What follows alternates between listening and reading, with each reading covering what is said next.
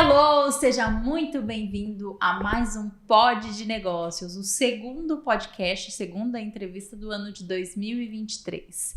E aí, o que você está achando dos nossos conteúdos? Estou tendo bastante feedback legal de profissionais ou pessoas que querem se tornar profissionais ou até empresários que querem abrir novos negócios, e aqui é o canal ideal para isso. Ó, conteúdo de graça, conteúdo dinâmico, para você que gosta de ler, que não gosta de ler, conteúdo dinâmico aqui para você consumir de graça.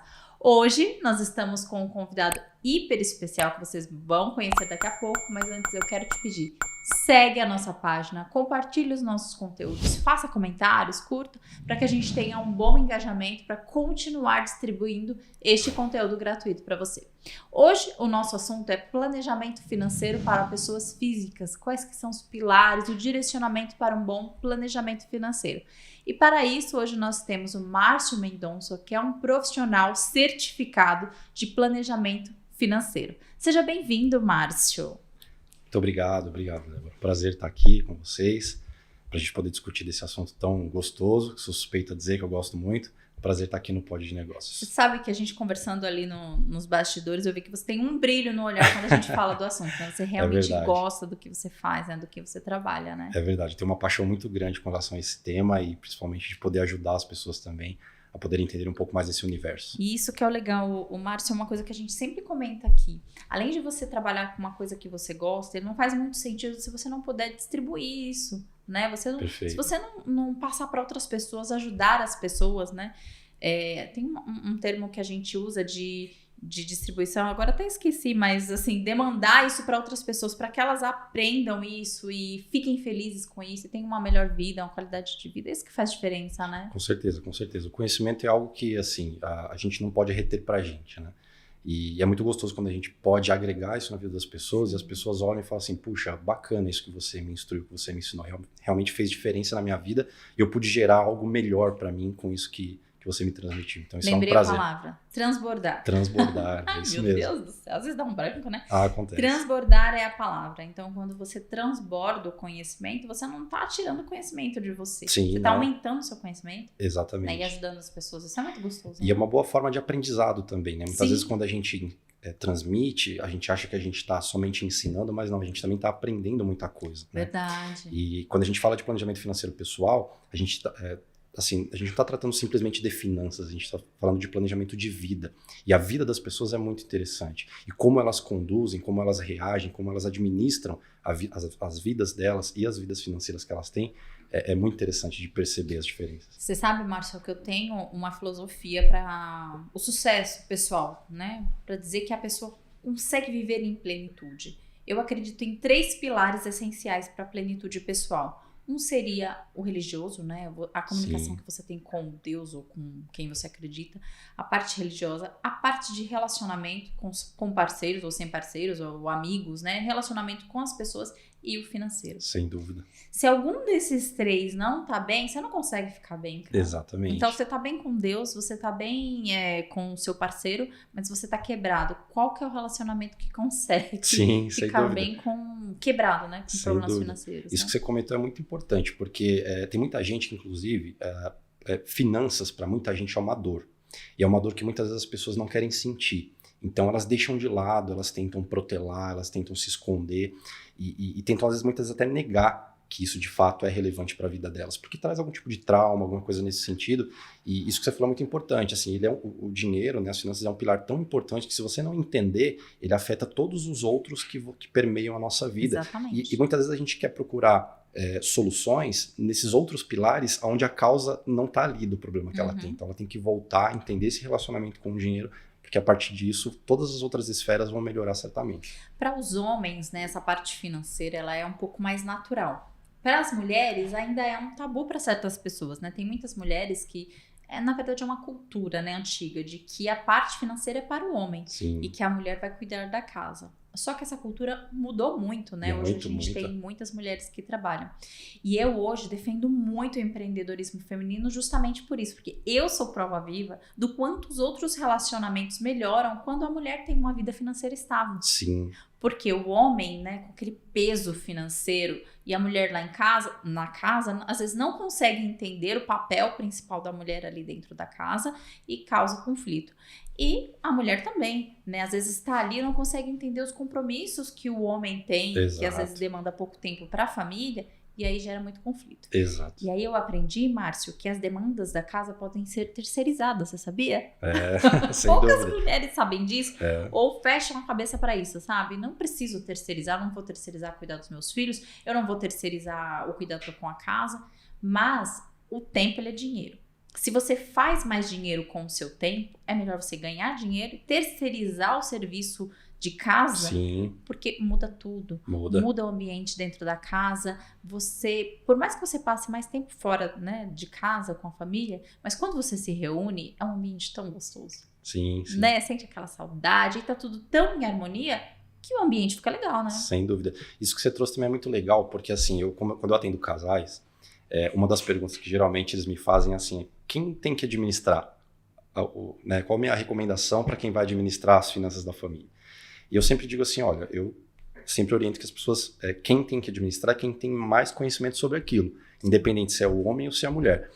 Tem homens que, assim, como você falou, por carga cultural, a gente espera que ele saiba administrar bem, mas isso não é uma realidade. Né? Muitos homens não sabem se administrar sabe trabalhar, bem. mas não sabe administrar o dinheiro. Exato, e a mulher já o contrário. Às vezes talvez ela pode ser que ela não trabalhe fora, mas ela tem já uma expertise natural de administrar, porque ela administra a casa, etc. E também administra bem as finanças.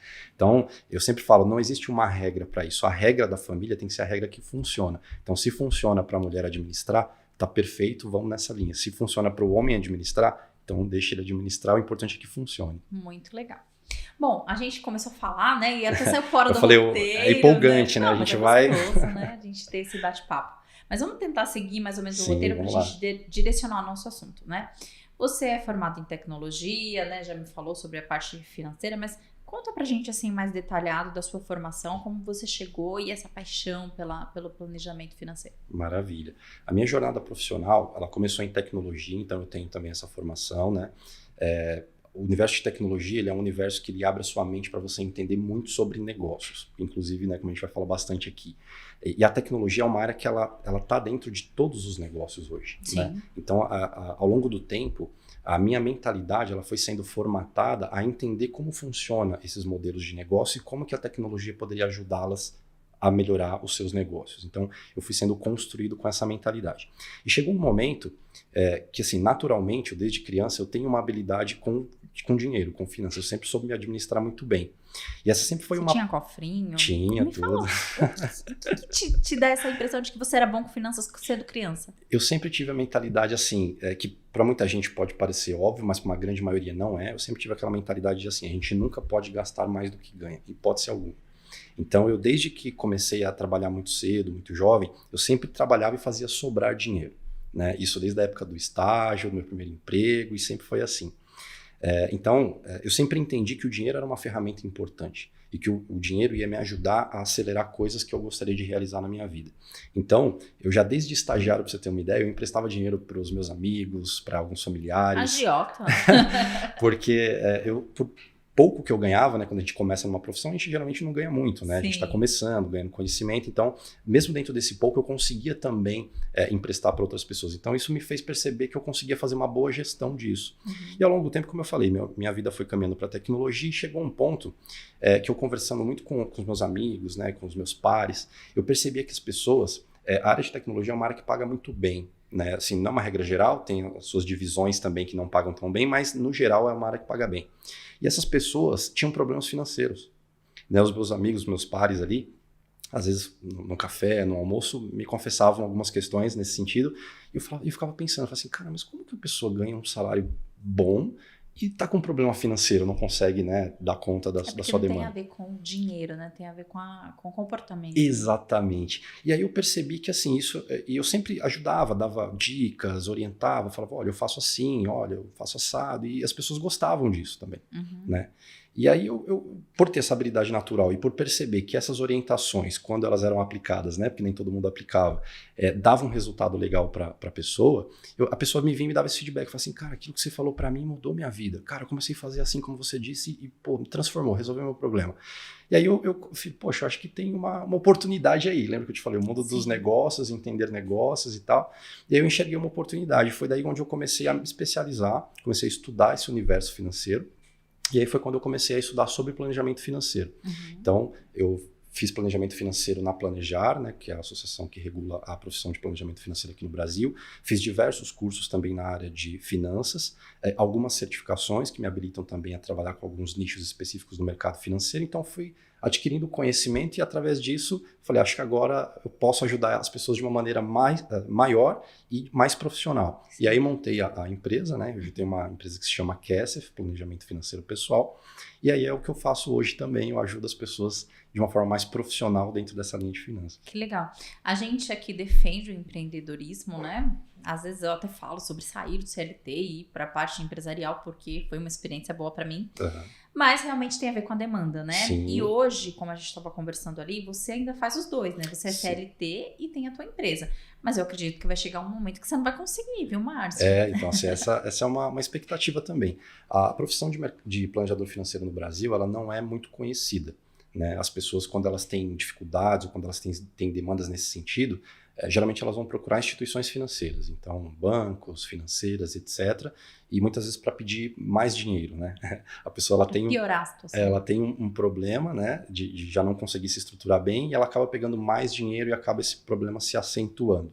Então, é isso que o planejador financeiro vem desconstruir dentro da mentalidade das pessoas. Só para a gente direcionar esse assunto, porque faz parte do nosso roteiro, o planejador financeiro hoje é uma profissão regulamentada, né? Isso. Ele tem um órgão regulamentador, tem as formações, né? Exato. Então eu queria que você explicasse sobre essa profissão para as pessoas que têm interesse em ingressar nessa profissão e também para entender qual que é a autoridade que você tem para falar desse assunto. Maravilha.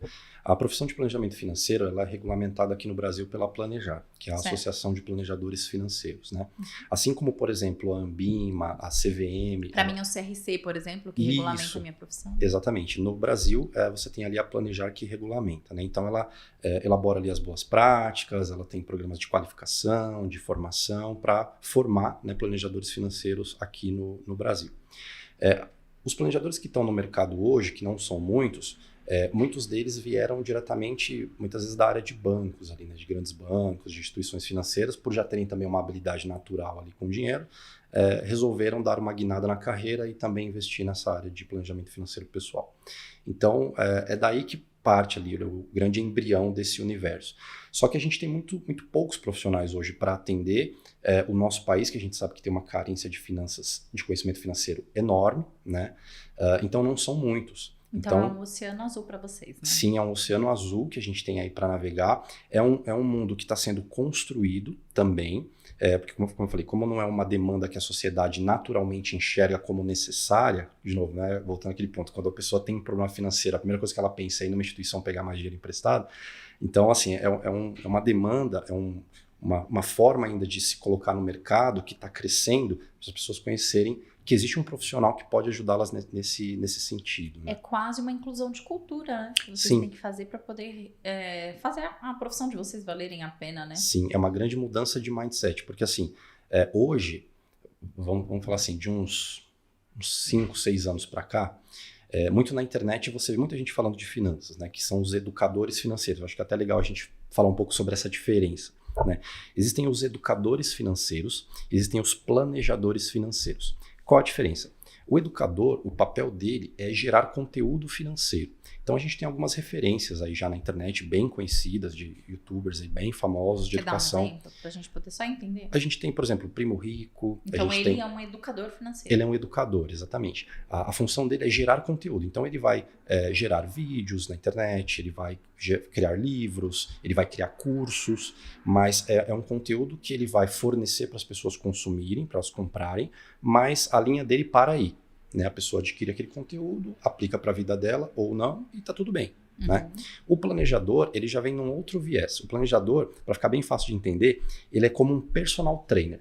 né? Um personal trainer das finanças. Há uma diferença quando você chega na academia, acho que você se exercita, né? Sim, muito. Quando você vai na academia, quando não é um personal, vai um cara lá que não te conhece, ele vai desenhar um treino ali básico para você, vai entregar na sua mão e você vai fazer os seus exercícios ali sozinho.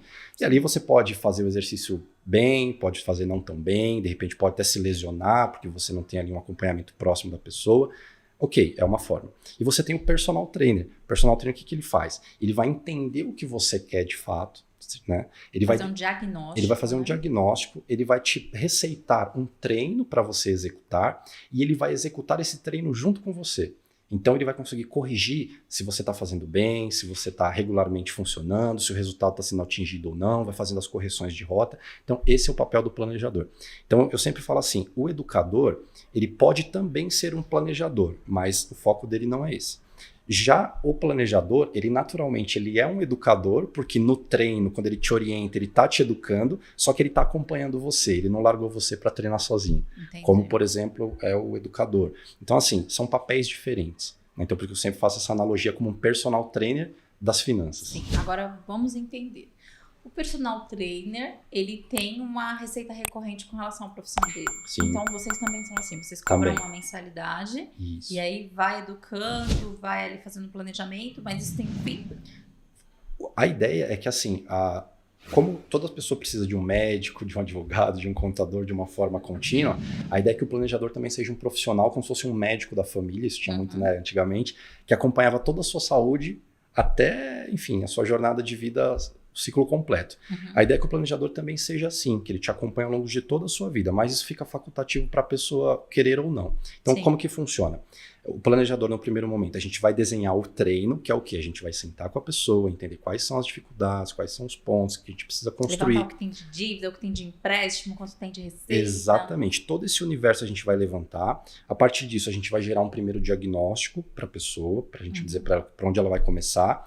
Aí a gente vai desenhar o treino, o planejador ele vai escrever para você um plano do que você tem que fazer para poder melhorar aquela situação e vai entregar o plano na sua mão. E automaticamente vai executar o plano junto com você. Então, a primeira parte você entrega para a pessoa, é um valor para a montagem desse plano, desse treino. E a segunda parte é a recorrência, ou seja, você vai ter esse personal trainer acompanhando você ao longo de toda a sua jornada. Entendi, perfeito. Acho Então, que ficou bem claro, é assim né? que Porque é uma profissão funciona. nova, poucas pessoas, né, conhecem, Sim. é bom a gente deixar claro. E deixa eu só colocar um ponto Claro. também que eu acho que cabe bem. As pessoas falam assim, puxa, mas isso deve ser muito caro, né? Porque imagina, você ter uma pessoa ali cuidando das suas finanças, te acompanhando. Eu sempre falo, gente, caro é não ter um planejador. Sim. Porque quando eu pego uma pessoa, por exemplo, eu pego pessoas com diversas situações, né? Mas vamos falar, por exemplo, de um endividado. Quando eu pego uma dívida dela e calculo para ela o quanto ela paga de juros daquilo e digo para ela o que ela pode fazer para se livrar daquilo, um percentual mínimo, ela paga o planejador daquilo que ela economiza e ainda Sim. fica com uma receita enorme no bolso dela. Porque Ainda ela não se vai livra, ter os juros lá pagando. porque ela se livra de um problemão que muitas vezes ela não tem visibilidade. Por que ela acha que é caro pagar um profissional? Porque ela não sabe quanto está sendo caro ela pagar aqueles juros da dívida que ela tem hoje. Entendi. Então, quando você faz essa relação, você vê que um planejador é muito mais barato do que a dívida que você está pagando. Tá pagando juros, né? É perfeito. Bom, então vamos falar sobre o assunto do nosso roteiro, que seria os pilares para o planejamento financeiro, né? Você me deu mais ou menos um resuminho ali, né? E a gente não vai consumir todo o teu conteúdo, porque precisa ter uma recorrência de receita para isso, mas eu queria que você desse um resumo. Para a pessoa ter um bom planejamento financeiro, um desenvolvimento financeiro, quais que são os pilares essenciais para essa jornada? Legal. A jornada de planejamento financeiro, ela está estruturada dentro de 6 pilares. Né? Qual que é o primeiro pilar? É o que a gente chama de gerenciamento financeiro. Então, o que a gente trabalha dentro desse pilar? A gente vai analisar todas as tuas receitas, tuas despesas, teu grau de endividamento, tua inflação pessoal, os juros que você está pagando nas contas. Então, a gente faz todo um raio-x numérico da vida da Débora, por exemplo. O segundo pilar é um pilar que a gente chama de gestão de risco, que a gente também, no dia a dia, a gente não percebe. Mas assim, a Débora hoje, ou por exemplo, muitas famílias, muitas vezes tem uma pessoa só que é o pilar que traz renda para casa. Se acontece uma coisa com essa pessoa, toda a vida financeira dela vai por água abaixo, toda a família sofre um impacto gigantesco. Então a gente vai mapear dentro do gerenciamento de risco. Quais são os riscos que a Débora tem? Né? Por exemplo, ela pode sofrer um acidente? Todo mundo pode sofrer um acidente. Você pode bater o carro, você pode ter uma doença grave, você, por exemplo, dentro da tua atividade profissional, né, falando um pouco de CPF e CNPJ, se você comete uma falha no CNPJ, você pode ser processada? Pode. Isso vai ter um impacto na sua vida financeira de PJ, como pode ter também na tua vida pessoal. Então, até a profissão que a pessoa escolhe reflete nisso. Reflete. Então, a gente faz todo um mapeamento de riscos que a pessoa tem, pelo menos dos principais, que podem afetar seriamente as finanças dela, e recomenda para ela uma solução para que ela possa se proteger desses riscos. Então, o segundo pilar. O terceiro pilar é um pilar de gerenciamento de aposentadoria. Muita gente acha que deve se preocupar com a aposentadoria quando já estiver perto de se aposentar. Isso é um grande erro. É um grande erro. Muito. Eu sempre falo assim, você tem que se preocupar com a aposentadoria no seu primeiro dia de trabalho. Lá quando você tem 15, 16, 17 anos, você já tem que trabalhar para se aposentar um dia. Então esse é o melhor momento. Mas para quem não teve essa consciência, o que a gente faz dentro do planejamento de gerenciamento de aposentadoria? A gente vai entender da Débora o seguinte.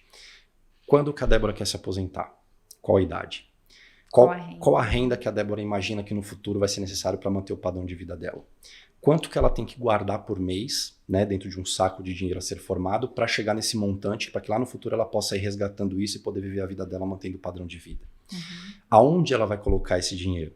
Né? Que aí já conecta com outro pilar que eu vou falar já, que é o de investimento. Né? Então a gente faz todo esse estudo, esse mapeamento, desenha os números e fala, olha, para sua aposentadoria, para você chegar lá, você vai precisar de um saco de dinheiro de X mil reais, para você ter que começar a guardar hoje tanto, você vai poder colocar esse dinheiro num investimento tanto, que esse investimento tem que te rentabilizar tanto, para que no final você consiga chegar no teu destino. Então isso é dentro do gerenciamento de aposentadoria. Próximo pilar, gerenciamento de investimento, que é o que eu também gosto muito. A gente deveria, né, todos nós deveríamos trabalhar por um propósito e não por dinheiro. Sim. Né? Por que a gente trabalha? Não é para pagar boleto. Eu trabalho para realizar o que eu quero para minha vida. Então, se o meu sonho, por exemplo, é comprar uma casa, isso é um objetivo de vida. É fazer uma viagem, é pagar uma boa escola para os meus filhos. Dentro do pilar de gerenciamento de investimento, a gente mapeia primeiro todos os objetivos que a pessoa tem. E depois, a gente vai fazer uma análise dentro de um portfólio de produtos de investimento que a pessoa pode guardar dinheiro para cada um desses objetivos, onde ela pode colocar. E não só isso também. A gente faz as contas, né, para saber, olha, para a tua viagem daqui a 2 anos para Paris que você quer fazer, você precisa guardar tanto, você pode colocar isso num produto que tem que rentabilizar tanto, para que no final de 2 anos você tenha esse montante para realizar o teu objetivo. E aí isso vai ficando vivo, né? A pessoa vai realizando objetivos, vai ficando cada vez mais animada, vai programando novos objetivos, vai conquistando novas coisas. Então isso a gente faz dentro do gerenciamento de investimento. Depois disso, a gente também tem um pilar muito importante, gerenciamento tributário. Né? Que isso já faz parte da minha área. Exatamente. Muita gente acha que sabe, né, assim, organizar ali a sua tributação, que sabe fazer a sua declaração de imposto de renda, e muitas vezes não sabe.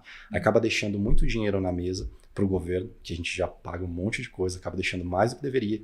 Muita gente não utiliza de benefícios fiscais que a legislação permite, que é importante dizer, benefícios são lícitos, ninguém está falando aqui de jeitinho nem nada. Não. Estamos dizendo de benefícios que um profissional pode te ajudar. Né? Exatamente. Vou dar um exemplo aqui. Se você, por exemplo, faz uma declaração por um modelo de PGBL, por exemplo, cara, você pode usar um benefício de 12% de abatimento da tua carga tributária ali nos teus rendimentos. Sim. Né? Então, isso pode ajudar muito. Né? Por exemplo, se você tem um salário mais alto, geralmente você vai ser tributado ali nos 27. Né? Se você faz um PGBL, você faz um plano, por exemplo, de aposentadoria com PGBL, você já abate 12, ou seja, isso cai para 17. Então, assim, são mecanismos legais que você se protege, que fica mais dinheiro no teu bolso e não no bolso do governo, que eu acho que esse é o objetivo de todo mundo. Só que muita gente não tem esse conhecimento, então a gente faz tudo isso dentro desse planejamento tributário. Sim. E além de outras coisas, claro. E por fim, o gerenciamento de sucessão, gerenciamento sucessório. Um erro muito grave, a gente trabalha para construir um padrão de vida, né? Todos nós, assim, a gente quer conquistar coisas, enfim. Só que a gente comete uma falha, a gente esquece, que também se conecta com o risco, que pode ser que a gente não consiga chegar até o final dessa jornada. E aquilo que a gente construiu até aqui, ela precisa ser passado por outras pessoas, para que isso seja dado continuidade. Para os seus filhos, se você não tem filhos, por exemplo, você passar para sua mãe, para o seu pai, deixar isso para que alguém dê continuidade. Muita gente não se preocupa com isso. Né? Então, dentro do planejamento sucessório, a gente também mapeia essas questões e modela uma forma com que a pessoa consiga, ao longo do tempo, construir o seu patrimônio e já criando mecanismos, antes que as coisas aconteçam, dessa transferência ser feita também de uma forma lista, de uma forma legal, com menos pagamentos de tributos. Eu não sei se vocês já tiveram... Holding, por exemplo, faz parte Holding, exatamente. É uma das estratégias, exatamente. Por exemplo, eu não sei se você já passou por isso, mas muita gente já. Quando uma pessoa perde lá, né, um parente, enfim, você perde seu pai ou sua mãe, por exemplo, existe um processo de inventário. Sim. Isso é caríssimo.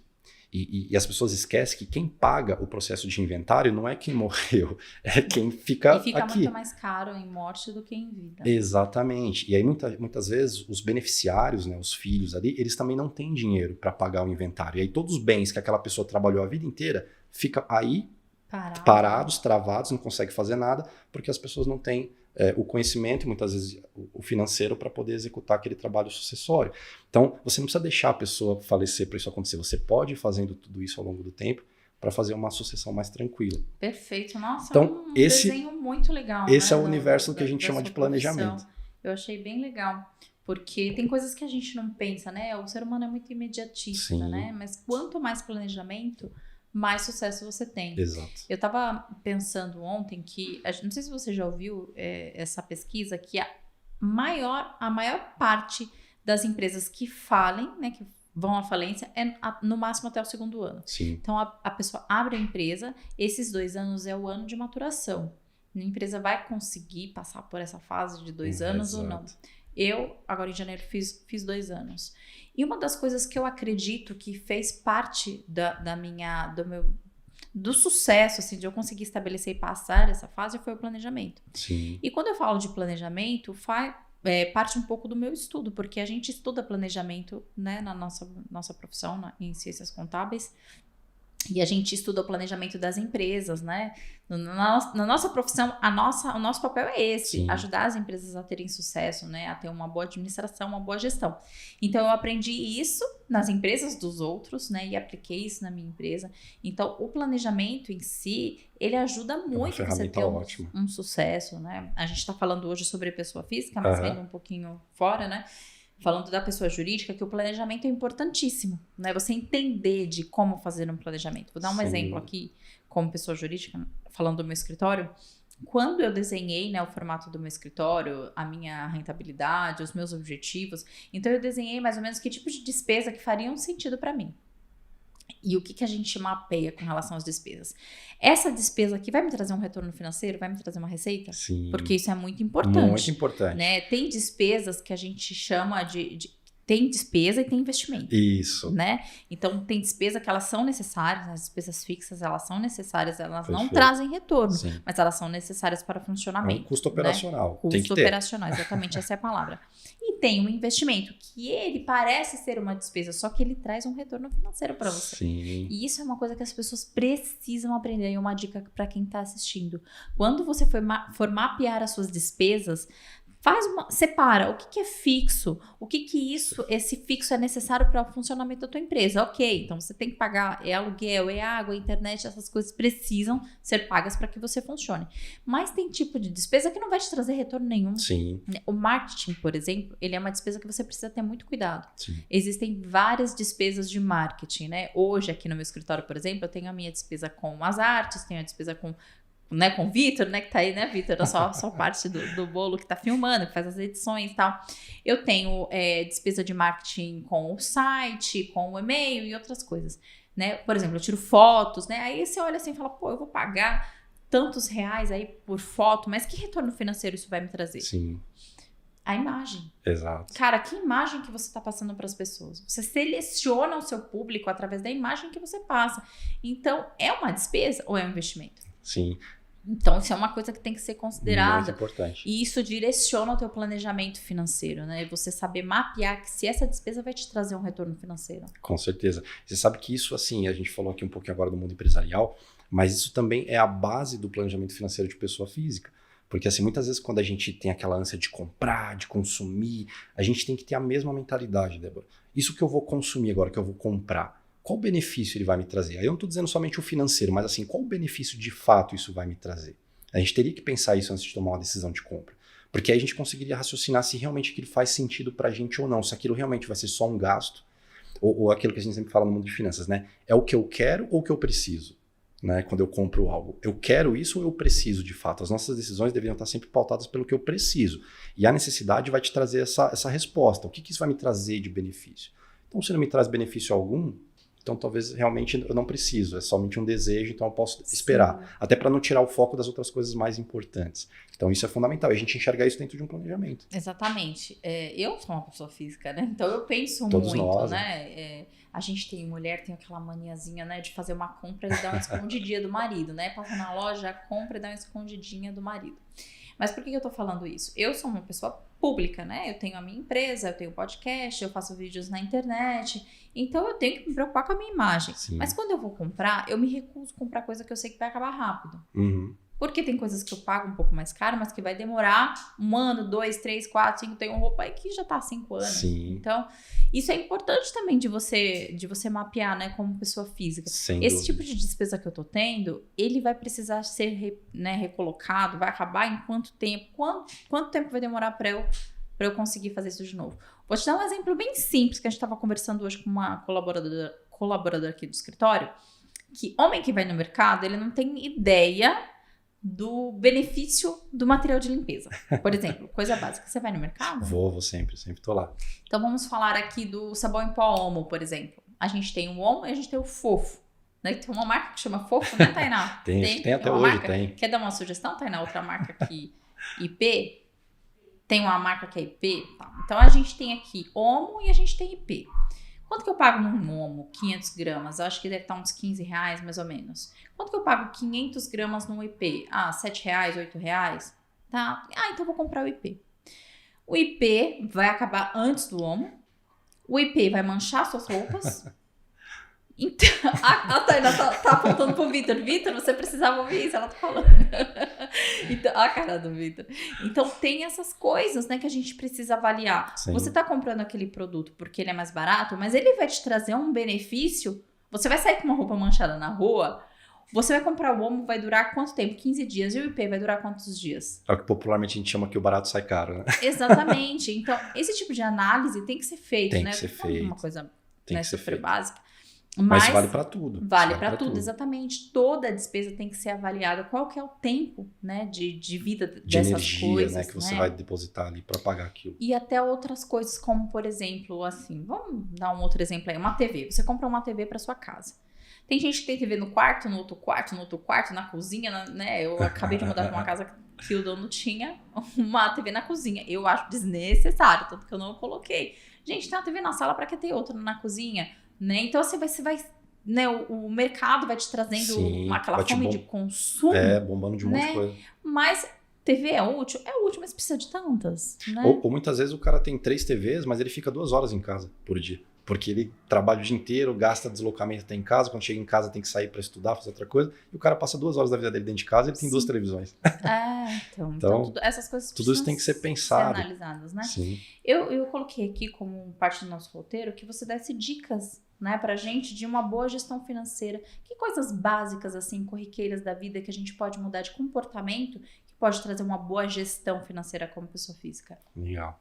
Eu sempre que, quando começo um trabalho de planejamento financeiro com as pessoas, como eu sempre digo assim, embora a gente vai falar muito de dinheiro, de finanças, mas a gente tem que realmente tirar um pouco o viés de finanças e entender o planejamento financeiro como planejamento de vida. E como que você começa a entender melhor isso, como melhorar as suas finanças? Quando você começa a mudar a sua mentalidade.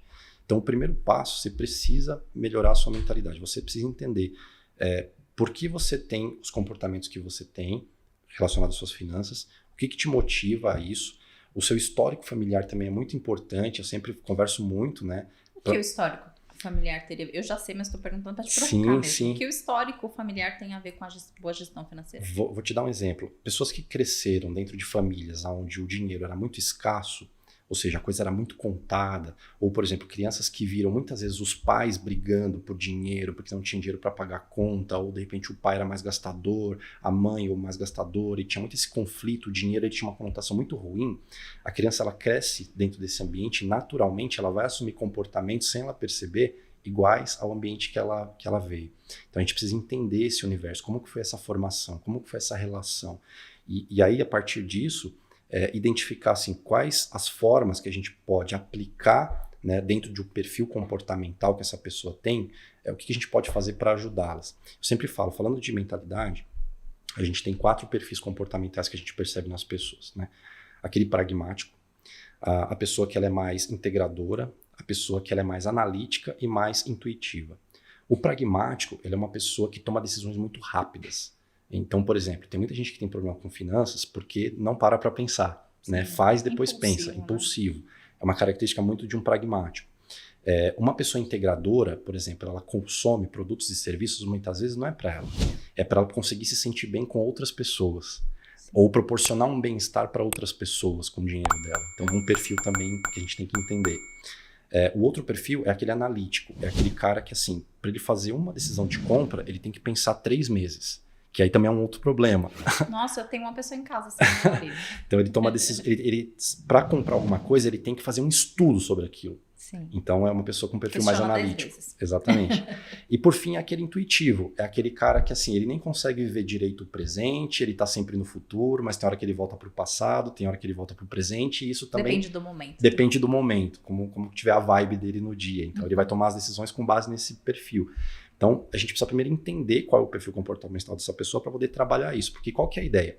Não é que um é melhor ou pior que o outro. A gente só não pode ter... Na verdade, a maioria das pessoas tem mais de um. Né? Por exemplo, eu tenho um perfil mais pragmático, mas eu também tenho um perfil analítico. Então, eu sou impulsivo para algumas coisas, mas para outras eu seguro mais. Né? Então, a gente tem que entender esses perfis, ver qual a melhor combinação para aquela pessoa que ela precisa para equilibrar esses desvios e aí orientar ela para que ela possa tomar decisões melhores. Então, a primeira dica, assim, você precisa entender o teu perfil comportamental e o planejador ele pode te ajudar nisso. A segunda dica, você precisa aprender a se conhecer. Né? Você precisa entender aonde você está agora, o que você quer para você no futuro e como você vai fazer para chegar lá.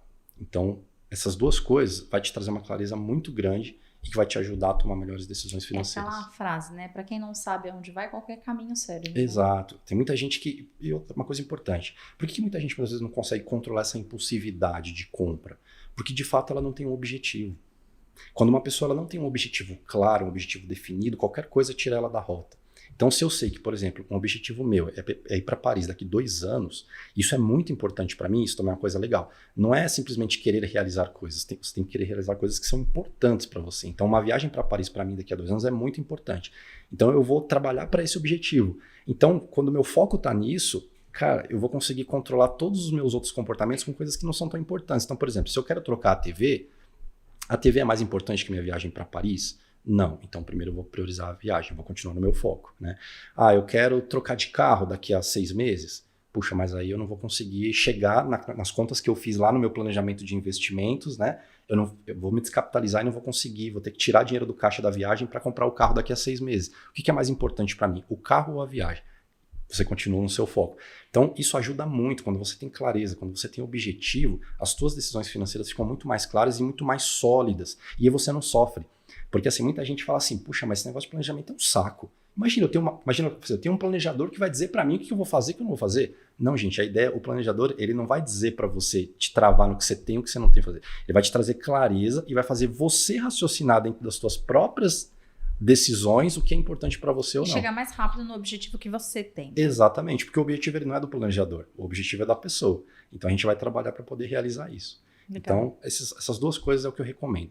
Conheça o seu perfil comportamental e tenha clareza aonde você está agora, onde você quer chegar e o como você vai fazer para chegar lá. E esse como, que é o desenho do plano, o planejador ele pode te ajudar nisso daí. Legal. Assim, entrando nesse assunto, eu não sou especialista, né, mas eu quero falar um pouco da minha experiência pessoal, né, eu tava falando um pouquinho sobre de você comprar coisas que duram mais tempo, né, isso é uma dica excelente para quem quer ter um bom direcionamento financeiro. Então, se você olhar pelo mais barato, né, você tem que olhar a qualidade. Só que às vezes a gente consegue o mais caro pelo valor do mais barato se você compra no momento certo. Sim. E eu não tô falando de Black Friday, não. Gente. Não estou falando de Black o Friday. Pela metade do dobro pela metade. Não é isso. Eu estou falando mesmo de momentos. Por exemplo, você precisa comprar roupas para o frio. Se você compra roupas para o frio no frio, você vai comprar mais caro. Sim. Então, Tem que ter essa ciência. Eu defendo muito, eu falo na internet muito da Zara. A Zara é uma loja que eu gosto muito para comprar roupa, porque eu acho que ela tem coisas que unem, que é valor, qualidade e tendência, né? De você usar roupas daquele momento. Mas eu não compro Zara em momentos normais, né? Geralmente eu compro Zara no momento de promoção. Aí um exemplo fácil, né? Eu compro uma calça da Zara por R$140, só que se eu for na Renner é R$140. Só que se eu comprar essa mesma calça naquele momento que não é a promoção, eu pago quase R$300. Sim. Então, assim, você saber o momento, né? Eu dei um exemplo da minha realidade, né? Mas você saber do momento também que você vai comprar, que você vai adquirir aquele produto, faz diferença, né? Total. Então, não ter impulsividade, aguardar o momento certo Sim. para a compra das coisas, né? Para que isso faça parte do seu planejamento sem você descapitalizar para o seu objetivo, né? Sem dúvida. Então, eu acho que isso é uma coisa muito legal da gente levar como relevância para o financeiro da vida pessoal, né? Sem dúvida. E as pessoas entenderem que o dinheiro, ele precisa ser controlado por você e não o contrário. Porque a maioria das pessoas, sem perceber, é o dinheiro quem controla elas. Por isso que elas não conseguem ter essa questão que você está falando, é poder identificar o melhor momento, se eu vou comprar ou não, quanto eu estou disposto a pagar por aquilo. Então, quando você entende, de novo, quando você entende o seu perfil, você entende o seu histórico, você entende o seu comportamento, você melhora como você reage a tudo isso, você passa a ter clareza que quem tem que dominar a sua vida, ou o seu dinheiro, é você, e não o contrário. Senão você acaba virando um zumbi, você toma decisões automáticas, você acaba ficando à mercê do mercado. O mercado, ele bombardeia a gente com inúmeras coisas todos os dias, né? Uhum. E a função do mercado é essa também, tá tudo bem, ninguém tá criticando aqui, né? O mundo dos negócios. Lixo, né? Exatamente. Mas cabe a cada um de nós tomar essa consciência, né? De novo, o que eu quero para minha vida, o que eu quero construir, aonde eu quero chegar. E a partir disso, você vai moldar toda a sua vida nessa direção. E aí você vai ter mais força, vai ter mais controle e vai entender por que em alguns momentos você vai dizer sim, em alguns momentos você vai dizer não. E quando você dizer não, tá tudo bem, você não vai sentir dor nenhuma, porque você sabe onde está o teu foco. Você sabe o porquê que você está falando não, né? Sim. Muito legal, perfeito. Direcionando aqui no nosso roteiro, não vamos falar sobre política, né? O que eu quero que você fale, né? A gente tem uma nova gestão governamental neste momento e tem muitas inseguranças para todas as pessoas. Sim. Não quero favorecer ideias, né, políticas, mas a gente precisa ter um direcionamento, a gente precisa saber para onde que esse governo vai e como eu posso me preparar para isso. Né? O que a gente percebe é que ele tem um favoritismo para as classes menos favorecidas, né? E não estou criticando isso, né? Nem favorecendo, nem dizendo que isso é bom ou que não é, mas a gente precisa entender que ele tem esse perfil e qual que deve ser o nosso perfil com relação ao perfil governamental, porque senão a gente toma um direcionamento, o governo toma outro e aí você quebra a cara, né? Sim. Então é importante a gente saber, para você, Márcio, qual é o perfil, né? Que direcionamento financeiro que a gente tem que ter a partir desse ano, né? Com o novo governo. Legal. Isso é muito importante, porque muita gente realmente não entende que a política, assim também como as finanças, tem gente que não quer nem conversar sobre porque acha que não tem nada a ver, não impacta na vida dela, mas a política ela tem um impacto direto na nossa vida, nas coisas mais complexas, as coisas mais simples, e isso em toda a população, não importa se você é uma pessoa que ganha pouco, se você é uma pessoa que ganha muito, não importa. Todas as decisões que são tomadas politicamente, ela impacta a vida de todos nós. E o que eu recomendo para esse novo momento que a gente está vivendo, né? E até muito legal, assim, independente de partido, A ou B, etc., não é isso. Eu recomendo sempre o seguinte, as pessoas, elas precisam entender que o dono da vida delas é elas. Né? As nossas vidas, elas não têm que ser transferidas a responsabilidade para um governo, para um Estado, para um governante, porque nunca vai ter ninguém que vai ser o salvador da pátria, da sua vida ou do planeta. A gente tem que entender que a responsabilidade está na nossa mão. Então, qual que é a direção nesse momento? Primeiro, não estamos no momento de grandes extravagâncias. Né? Então, o momento agora é respirar, pé no chão, pelo menos os 6 primeiros meses ali do ano, a gente entender para onde que as coisas vão se encaixando, para a partir disso a gente conseguir tomar as nossas decisões de vida, lembrando que a gente tem que ter clareza sobre elas, porque no final das contas, se elas derem certo, parabéns para você, se der errado, parabéns para você também. Não é o governo. Exatamente. Porque o governo vai continuar existindo. A responsabilidade é toda nossa. Pessoas vão entrar, pessoas vão sair, pessoas vão gostar do governo atual, pessoas não vão gostar do governo atual. Isso vai ser sempre assim. Sim. Então, as pessoas precisam entender isso. Né? A responsabilidade está na nossa mão. Então, pé no chão, segura as decisões, principalmente as maiores. Se, poxa, estou pensando em comprar um imóvel. Não é o melhor momento.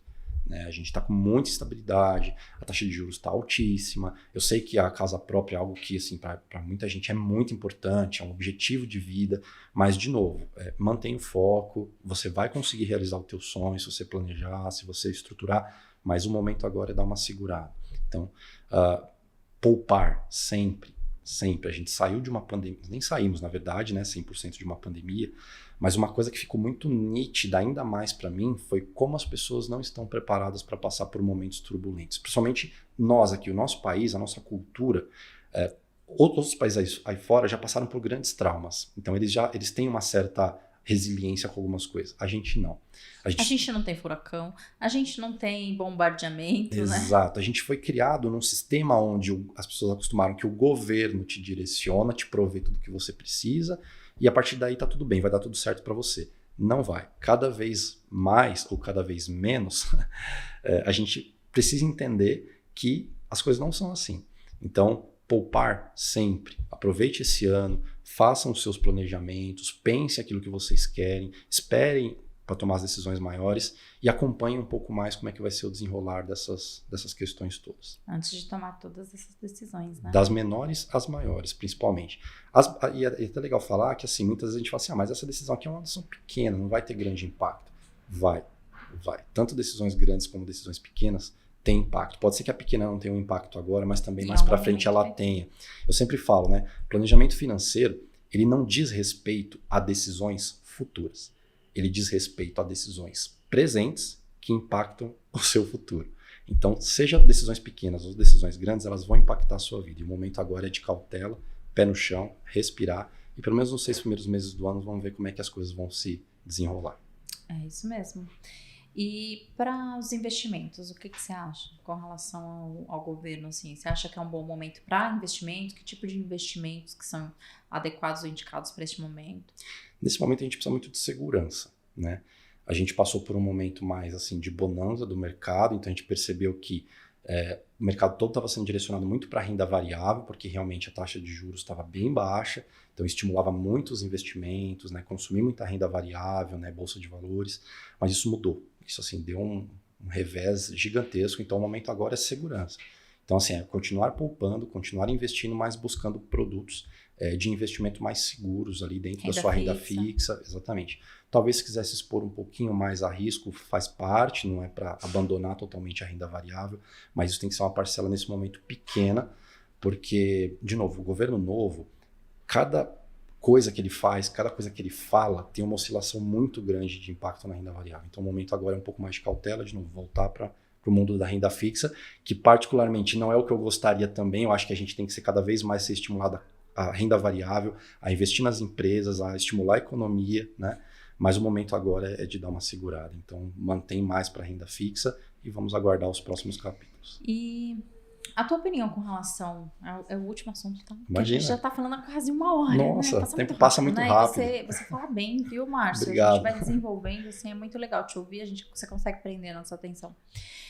Com relação ao aluguel, casa própria e renda fixa. Porque a renda fixa, ela já teve taxas, né, bem pequenas, e a gente está num momento bom de taxa de renda fixa. Sim. E hoje está valendo mais a pena você pegar o dinheiro de uma casa, guardar na renda fixa e pegar aquele dinheiro e aplicar num aluguel do que você ter uma casa, né? É claro que tem cenários, né? Sim. Pessoas que já têm a sua casa não vai vender para fazer isso, né? Mas qual que é a tua opinião com relação a isso? Isso é um tabu, isso aí dá uma guerra, assim, muitas pessoas, né, são muito sensíveis quando a gente fala de desejo de casa própria, né? Mas a minha opinião é que assim, ó, de novo, não tem uma regra, depende realmente do que é importante para aquela pessoa. Se ela quer realmente ter uma casa, ok, ela tem que estar ciente disso, que ela vai pagar um valor também correspondente à vontade que ela tem do imediato. Mas se ela consegue entender que isso pode ser postergado, também eu acho que faz total sentido. Então, se você já tem uma grana guardada para esse objetivo, continua mantendo ela guardada lá na sua renda fixa. Você pode se expor um pouquinho, por exemplo, a fundos imobiliários. A gente pode depois fazer um outro momento para falar só disso, que é muito legal também. Fundo imobiliário é um tipo de investimento que, na verdade, você recebe aluguéis naquele produto então, que você põe. Ele é seguro, né? Ele é seguro, mas também, assim, ele não chega a ser, por exemplo, uma ação de uma empresa onde tem mais volatilidade, mas ele também tem uma volatilidade. Então, a pessoa precisa entender. Pequena, né? Mas é bem menor. Acho que da renda variável ela é a menos de risco, né? Exatamente. Risco, né? Então, você pode montar uma estratégia nesse sentido. Se você tem um dinheiro para esse grande objetivo, diversifica, mantém um pouco na renda fixa mais tradicional, CDBs, LCIs, LCAs. Coloca uma parte disso também em fundos imobiliários, que vai dar uma acelerada ali também nos seus rendimentos. Você vai ganhar dividendos ali, entre aspas, que a gente chama ali, né? São dividendos de aluguéis ali. E aí você vai compondo, vai somando mais pulmão para chegar no teu objetivo. E daqui para frente, enfim, vamos ver como é que a economia vai ficar e você toma a sua decisão. Se você quer realmente investir tudo isso num imóvel, enfim. E aí depende da estratégia de cada um. Tem gente que quer casa para morar, tem gente que quer casa para alugar. Depende do desejo, Depende né? do desejo. Porque a casa de aluguel, ela tem uma particularidade, né? A casa de aluguel, você não pode mexer muito. Né? E tem gente que gosta travado. de estar mudando a casa, né? Gosta de fazer melhorias, Sim. gosta de ficar mudando de móveis, de pintura. E na casa alugada você não pode ficar Você não tem essa liberdade. Não tem essa liberdade. Sim. Então tem a ver com a cultura, com o comportamento das pessoas. Né? Com o teu momento de vida, porque, por exemplo, você, por exemplo, um jovem de 20, 25 anos, a carreira tá bombando, tá estudando, tá trocando de emprego muitas vezes rápido. Faz sentido você entrar numa dívida e engessar teu capital 30 anos num lugar, sendo que daqui a pouco você pode receber uma promoção, a empresa fala assim para você, poxa, tem uma oportunidade para você trabalhar nos Estados Unidos, você vai? Então, não dá, porque como é que eu vou para lá e minha casa aqui, como é que eu... Você trava. Se você é uma pessoa que, por exemplo, já tem mais idade, que já está com um patrimônio mais constituído, que você já quer criar raízes naquele lugar, legal, faz sentido nesse momento. Então agora você tomar a decisão de comprar o teu imóvel. Então, de novo, não existe certo, não existe errado. Existe o momento de vida que a pessoa está e a melhor decisão para aquele momento. E uma coisa também que é fundamental, o planejamento financeiro ele não é escrito em pedras. Tá?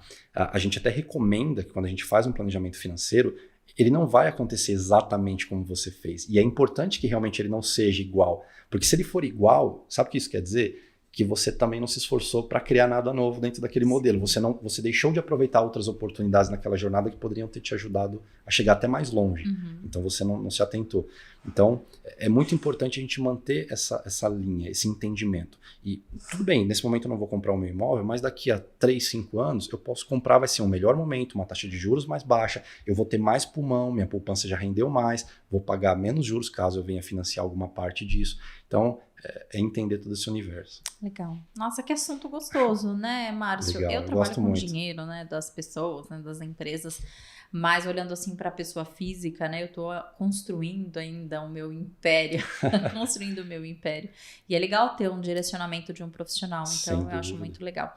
Vamos aproveitar este momento para deixar o @ do Márcio aqui. Qual que é o @? Te acham no Instagram, né? Isso, no meu Instagram. O meu Instagram é @KessefPF, né? Kessef, e aí P de pato, F de finanças.